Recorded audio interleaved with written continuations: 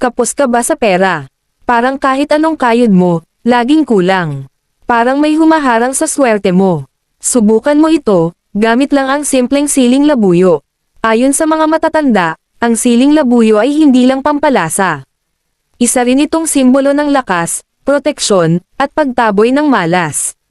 Kung gusto mong maka-attract ng pera, gawin mo ito. Kumuha ka ng 3 pirasong siling labuyo. Ilagay mo ito sa isang maliit na lalagyan o baso. Habang hawak mo ito, sabihin mo ang orasyon na ito. Sa init ng sili, swerte ay papalapit. Pera ay dadaloy, hirap ay aalis. Bukas ang daan ng kasaganaan. Sa aking buhay ngayon ay mararanasan. Pagkatapos, ilagay mo ito sa may pintuan ng bahay mo. O malapit sa lugar kung saan pumapasok ang pera. Tulad ng tindahan o wallet. Hayaan mo lang ito doon ng 3 araw. Huwag mong gagalawin. Sinasabi na habang natutuyo ang sili.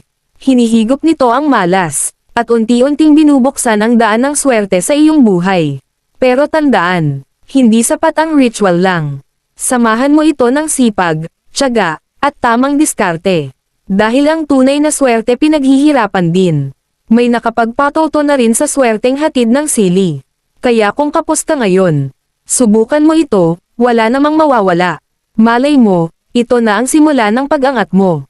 Huwag mong kalimutan mag-subscribe para sa mas marami pang pampaswerte tips, like, share at mag-iwan ng comment.